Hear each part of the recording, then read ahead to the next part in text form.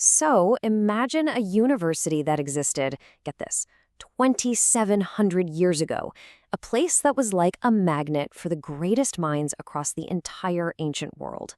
Today, we're going to explore Taxila, a truly legendary center of learning that basically rewrote the rules of education long before places like Oxford or Harvard were even a thought.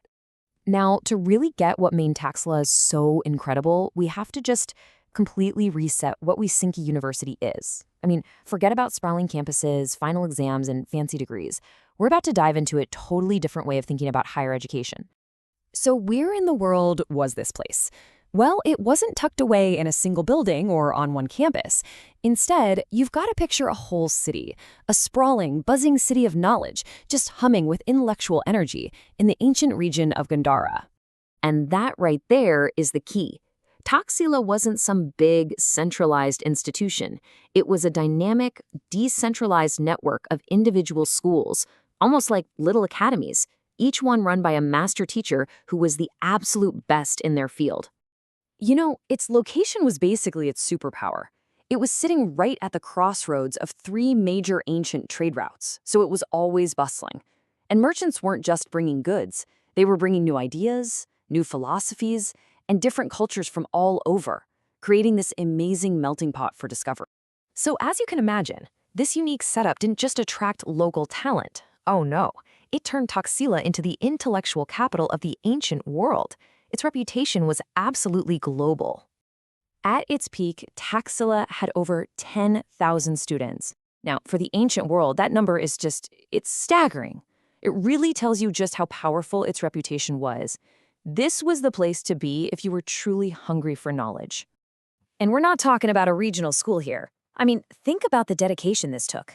You had scholars and students traveling for months, sometimes even years, from places as far away as Babylonia, Greece, and China, all for the chance to learn from a master in Taxila. Incredible. And get this, even its origin story is tied up in myth and legend. The epic Ramayana says the city was founded by Taksha. This kind of divine connection gave Takshashila this extra layer of prestige, blending its real-world importance with a kind of sacred purpose. So, what was the actual secret sauce here? What made Taxila so successful? Well, it all comes down to its revolutionary approach to education, a system that completely ignored modern metrics and focused on just one thing: real, genuine understanding. The variety of subjects was just astonishing. Students could pick from over 68 different fields of study. It was basically a complete catalog of all human knowledge at the time. And just look at the kind of stuff they were teaching. You had really practical things like surgery and military strategy, fundamental sciences like astronomy, and deep philosophy. They even taught some pretty out-there subjects like understanding the language of animals. This was a curriculum designed to create a completely well-rounded person. Okay, this slide right here, this gets to the heart of it all. Our system today is all about time. You finish a course after a few months, you get a grade.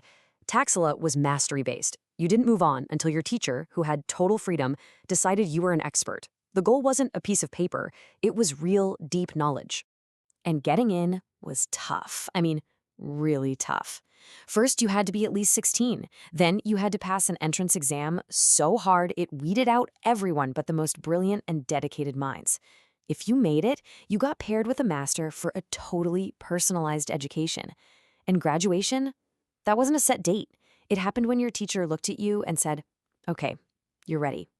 You've mastered this." You know, the true test of any great school is the people it produces. And Taxila's Hall of Fame, well, it's a who's who of ancient genius. Maybe the most famous mind to come out of Taxila was Chanakya.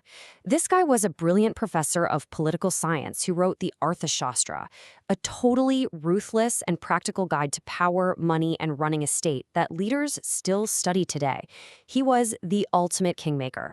Then there's Panini, an absolute genius of language.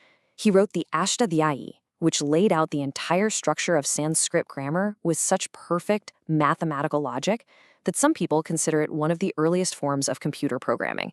Just incredible. Taxila was also a world-class center for medicine. It produced giants like Sharaka, who is known as the father of Ayurveda, and Jivaka, a surgeon so skilled that he became the personal doctor to the Buddha himself. And Taxila's influence wasn't just academic, it was empire building.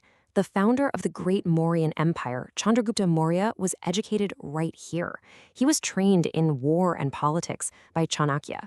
So this wasn't just a place that made scholars, it was a place that forged emperors. But, like all the great institutions of the ancient world, Taxila's golden age couldn't last forever. And its end was, well, it was violent and tragic. This timeline really puts it into perspective. For over 1,000 years, Taxila was a shining light of knowledge. It saw Alexander the Great's armies come and go. It thrived under huge empires. But finally, a series of brutal invasions, especially by the White Huns around 450 CE, just brought it all to a devastating end, leaving the great city in ruins. For centuries, Taxila was basically lost to history, its knowledge scattered to the winds. But even though the buildings were destroyed, an idea that powerful doesn't just disappear. Its intellectual legacy was never truly forgotten. Today, the ruins of Taxila are a protected UNESCO World Heritage Site, and when you walk among those ancient stones, you can almost feel the echoes of the great minds who studied there. It's this powerful reminder that while empires can fall and buildings can crumble, knowledge itself, well, that can be immortal. And that leaves us with a really important question for our own time. In our world, where we're so obsessed with grades, degrees, and test scores, what can we learn from an ancient system that cared about only one thing? True, profound mastery. It's definitely something we're thinking about.